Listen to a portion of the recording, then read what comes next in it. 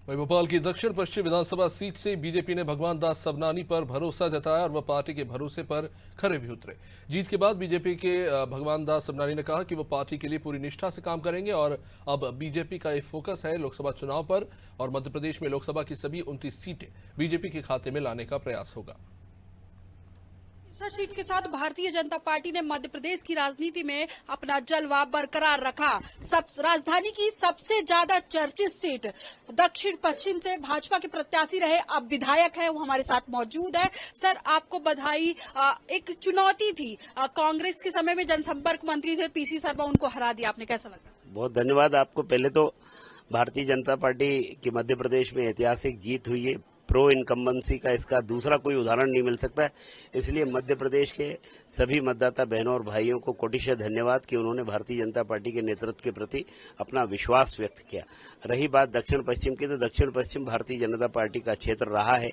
पिछले चुनाव में हम अलबत्ता 5,500 वोटों से 6,500 6,500 वोटों से हम हार जरूर गए थे, लेकिन ये सीट वापस हासिल हो इसके लिए कार्यकर्ता के मन में था, एक जिद थी कि वापस ये जीतना है। मेरी घोषणाओं के समय मुझे बहुत समय भले न मिला हो, लेकिन कार्यकर्ता के पास पर्याप्त समय था। कमल का फूल हर एक घर में है और भारतीय जनता पार्टी और उसके नेतृत्व और नियत, इसकी जानकारी हर एक आम आदमी के मन में है, आम मतदाता के मन में। उसकी परिणति ये है कि जब वोट डालने व्यक्ति गया है, वो मतदाता गया है, बहन गई है, भाई गया है, कर्मचारी साथी गया है, तो उसको ये ध्यान में आया कि हमारे कल्याण की अगर कोई बात सोच सकता है, गरीब कल्याण के कोई कार्यक्रम लागू कर सकता है, बेहतर सरकार का संचालन कोई कर सकता है, तो केवल भारतीय जनता पार्टी। इसलिए वहां जाकर के उसने कमल का बटन दबाया। आपके एरिया में सबसे ज्यादा स्लम लोग हैं, स्लम एरिया है, उनके विकास के लिए क्या ऐसा मकसद रहेगा जो भगवान दास सबनानी को? देखिए, माननीय मुख्यमंत्री जी ने घोषणा की है कि जो जहां है उन स्लम में उनको बसाया जाएगा और जहां ऐसी जमीन की समस्या होगी तो वहां मल्टी बना करके वहां उनको व्यवस्थित किया जाएगा। तो मुझे लगता है कि बेहतर जीवन जीने का अधिकार सबको मिलना चाहिए। प्रधानमंत्री जी ने लगभग हर स्पीच में कहा है कि 75 साल बीत गए लेकिन कोई सम्मान का जीवन उसके पास न हो, उसके पास सम्मान की छत न हो, ये नहीं हो सकता। तो उसको कैसे उपलब्ध कराई जा सकती है, ये योजना प्रधानमंत्री आवास योजना से निकल करके माननीय मुख्यमंत्री जी ने फिर यहाँ शुरू किया। तो उनको व्यवस्थित तरीके से और बेहतर करने का काम किया। जहाँ जमीन उनकी जहाँ बसे हैं वहाँ जमीन है तो वहाँ नहीं है तो व्यवस्था करके उनको बसाया जाएगा। तो स्लम के क्षेत्र में रहने वाले इन बहनों और भाइयों की चिंता भी मध्य प्रदेश की भारतीय जनता पार्टी की सरकार करेगी। चूंकि मैं अब सरकार का विधायक हूँ, सरकार भारतीय जनता पार्टी की बनेगी तो जो और बेहतर हो सकता है इनके लिए करूँगा। कर्मचारी वर्ग भी बहुत बड़ी संख्या में यहाँ रहता है, तो उन कर्मचारी बहनों और भाइयों के लिए भी ये उनको सामने है कि चाहे केंद्र के समान डीए देने वाला मामला हो, चाहे उनको आवास जो जीर्ण शीर्ण अवस्था में पहले लोग रहते थे, कांग्रेस ने कभी इस तरफ ध्यान नहीं दिया। भारतीय जनता पार्टी की सरकार बनने के बाद से माननीय शिवराज जी ने उस पर काम किया। अच्छे बेहतर उनको जीने का अधिकार मिलना चाहिए, उनके मकान भी अच्छे बने, ये काम भी हुआ है।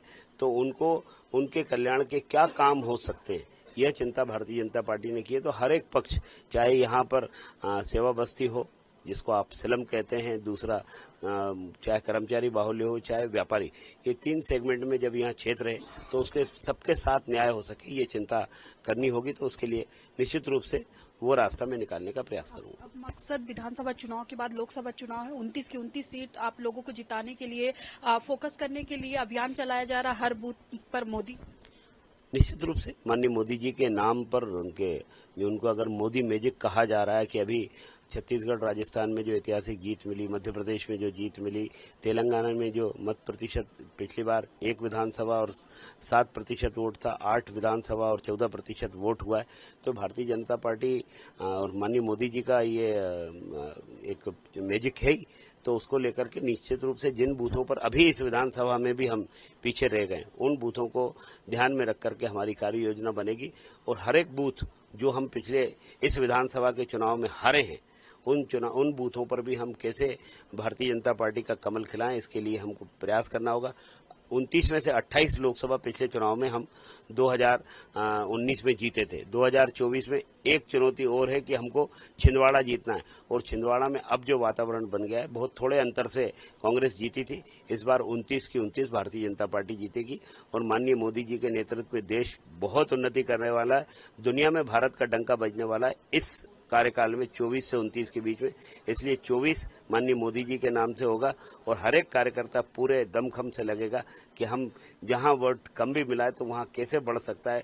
उन लोगों को जिन्होंने वोट नहीं दिया उनसे कैसे हम बात करके उनको अपने विचार से जोड़ करके वोट ले सकते हैं, ये प्रयास होगा। और मध्य प्रदेश में 29 की 29 सीट भारतीय जनता पार्टी जीते, ये प्रयास होगा।